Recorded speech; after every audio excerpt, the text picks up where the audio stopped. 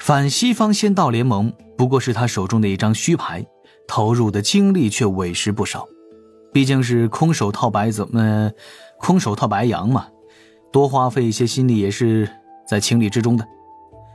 超级天兵计划同样不能落下，李长寿开始更换新的宣传短片。有秦玄雅加入了天庭雷部，定期带天兵在天庭内外巡查，偶尔与天兵天将外出征战，剿灭一些业障小妖。此间种种自然都是李长寿安排好的。正如李长寿此前所说的那般，有秦玄雅的修为进境开始提速，他修道时念头变得无比的通畅，修行突破如同喝茶饮水，自身开始被功德包裹。在李长寿的建议下，有秦玄雅开始压制自己的突破速度，巩固道基，为金仙节做准备。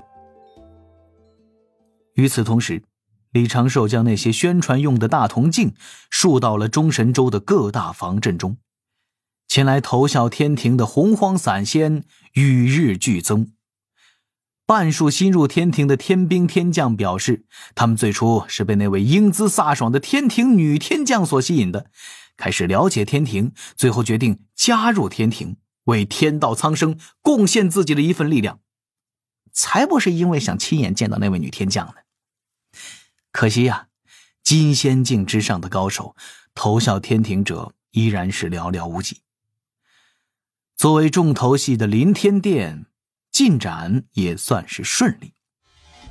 忘情上人江林二夫妇与白泽9991195师已经找好了落脚点，开始暗中联络第一批义士。李长寿自有指导人跟随，2支指导人在白泽的袖中，2打指导人在99师叔的怀中。主要是怕师叔喝酒犯迷糊啊，这个大劫降临，天庭的事务也渐渐繁多了一些。紫霄宫上一封神式的节点，每日都在离着自己更近一些，这让李长寿逐渐感受到了压力。岁月是一条无法回头的河流，一切事都将发生，自己若是走错一步，就容易酿成苦果。他对自己的要求比之前高了不止几倍。凌霄殿中，李长寿侃侃而谈，留下的身影总是那般自信。天涯秘境，他不断地接触各方势力的能人义士们，留下的笑容都带着一切尽在掌握的从容淡定。天兵天将仙子仙翁面前，李长寿又是那般的儒雅随和。偶尔在渡仙门内走动，依然是飞在合适的高度，驾着不快不慢的云朵，遇到前辈就称一句师叔师伯。也只有在小琼峰的草屋中，师傅的牌位前，他会轻轻叹一口气。也只有小琼峰的密室中，他会来回踱步，不断为某事的布置难以周全而隐隐担心。想到即将而来的大劫，面露疲倦之色。如今的他已非是那个可以只顾自身的小琼峰弟子了，许多的表情也只能留给自己与密室中的画像。师兄，我能进阵吗？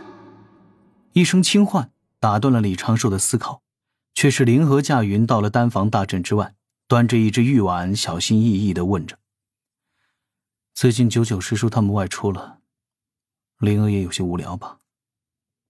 李长寿传声，来密室吧。好。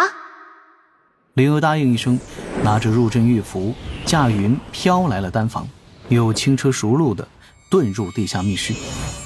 刚到了书房处，灵娥就禁不住问道：师兄，你在做什么呀？他面前的地面和墙壁都挂满了画布，一幅幅思维导视图条理清晰，曲折弯绕，却看得他头晕目眩。灵娥脚尖轻点，端着汤羹蹦跳了几下，安全抵达书桌旁。师兄，你别太累了。李长寿放下手中的玉符，端起玉碗嗅了嗅，放在嘴边尝了一口。灵娥有些不满地道了一句：没下清水。啊，最近跟一位用毒的高手走得太近了，习惯了。李长寿笑着解释了一句，又瞄脸灵娥。你第一反应为何是清水啊？这个……师妹长大了吗？才没。灵儿脸蛋一红，又用双手捂脸支支吾吾了半天，却说不出完整的句子。李长寿一阵莞尔，欺负师妹，心情顿时颇为舒畅啊。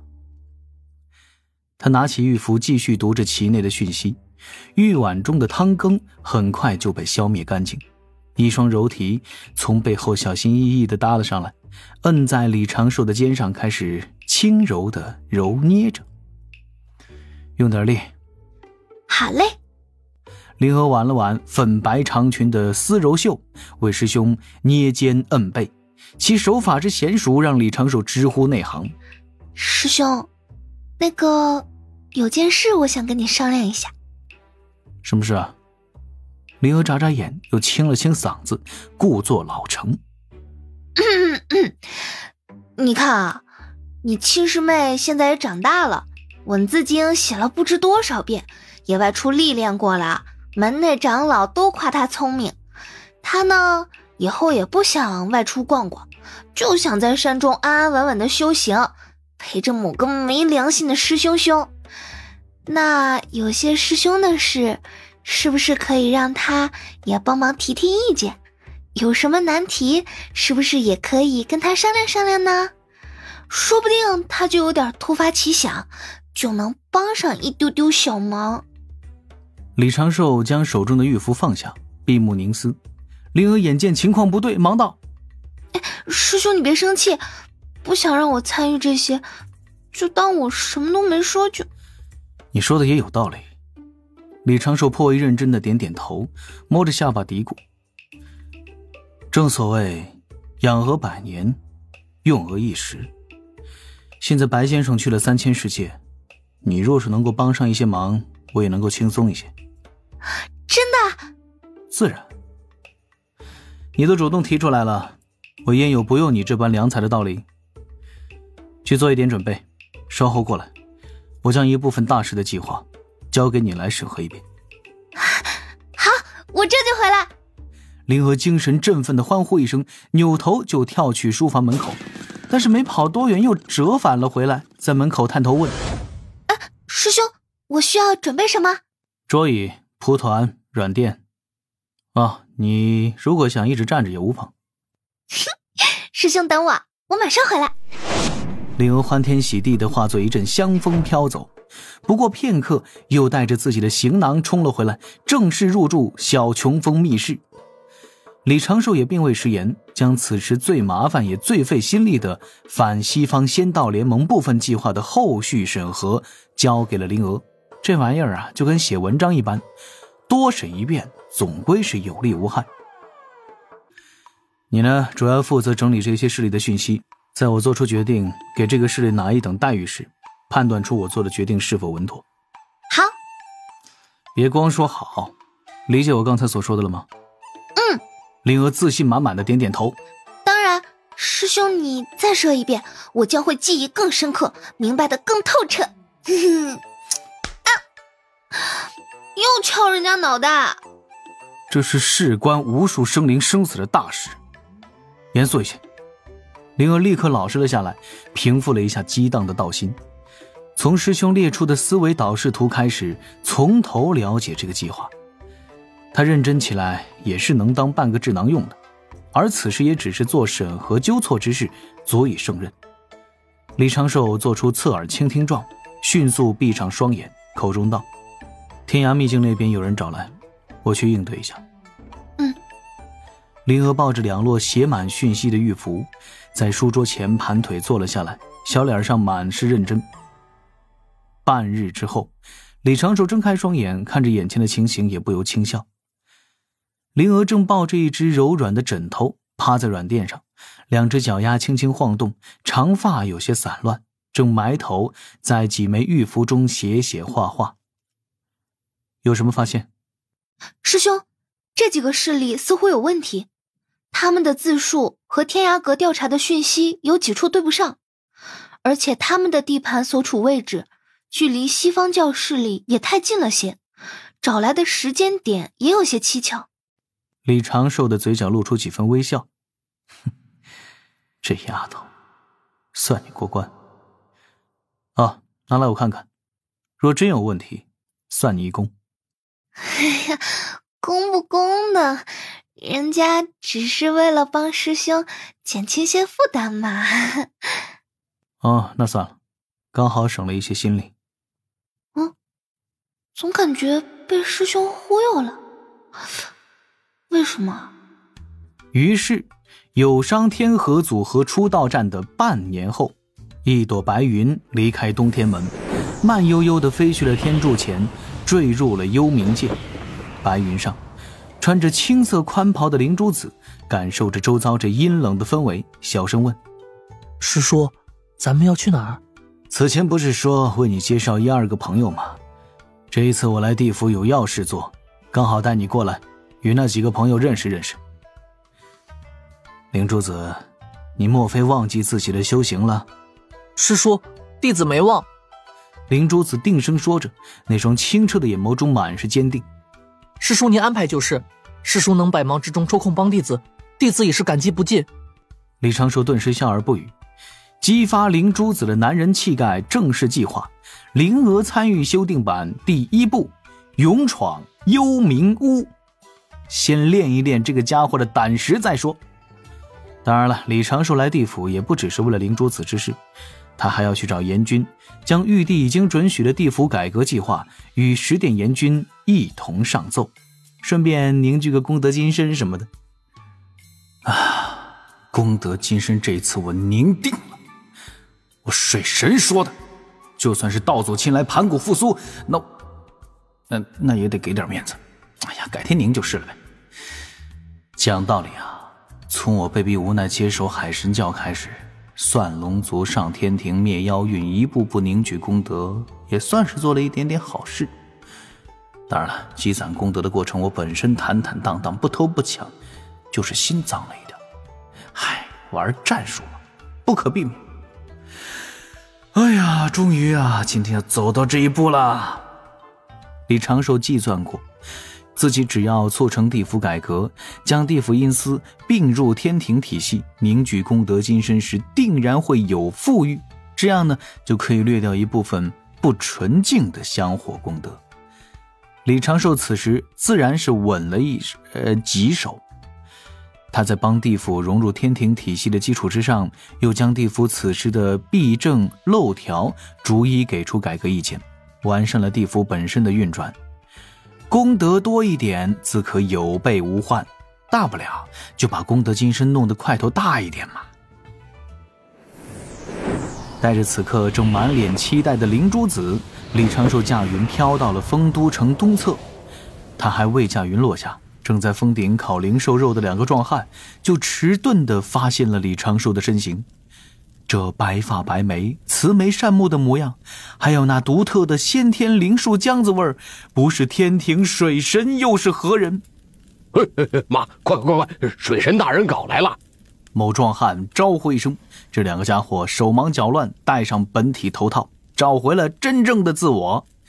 自山崖上一跃而下，招呼一群巫族战巫向前。片刻之后，牛头吆喝一声：拜见水神！后方战巫齐齐大吼：拜见水神！李长寿露出少许微笑，刚要开口，马面又大喊一声：水神万福！后方战巫又再次齐声大吼：水神万福！牛头无缝衔接又吼了一声：水神虎！哎呦！啪的一下，一只拂尘甩在牛鼻子上，把那个敌字给硬生生的压了下去。李长寿的身形出现在牛头马面前，目光下瞥，隐幽冥界的光线不足。此时李长寿上半张脸陷入阴暗，嘴角的笑容显得满是冷意。话不要乱说。牛头咽了一口唾沫，忙道：是，末将明白。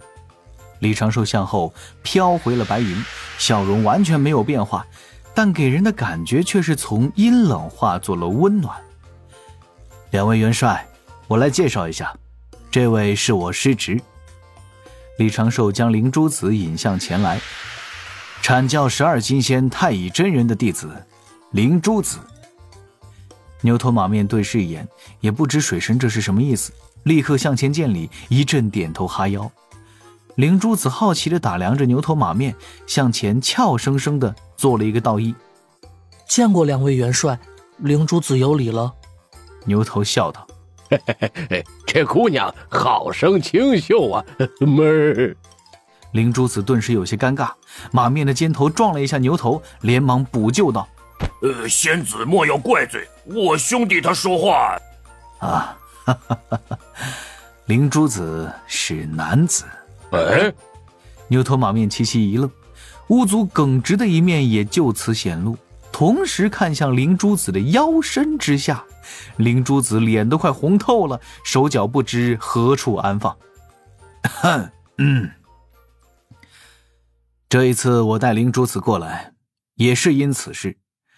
灵珠子性情单纯，我想让她跟你们交流交流，增加一些男儿气概。2位都是巫族好儿郎，天地间最有男儿气概的生灵，他定能在你们这儿学到许多。马面忙道：水神，您这就太抬举我们了。老马的话还没说完呢，就听侧旁传来了低沉如同上古号角的醇厚男低音：小事而已，水神放心，妹儿。牛头肩头放平，鼓起硕大的胸肌，头套都仿佛被水洗过一般，散发着一种别样的光芒。就交给我们吧。那好，你们先交流交流，我且去丰都城中寻几位阎君，待我处理完手中的要事，还要在地府兴一兴土木。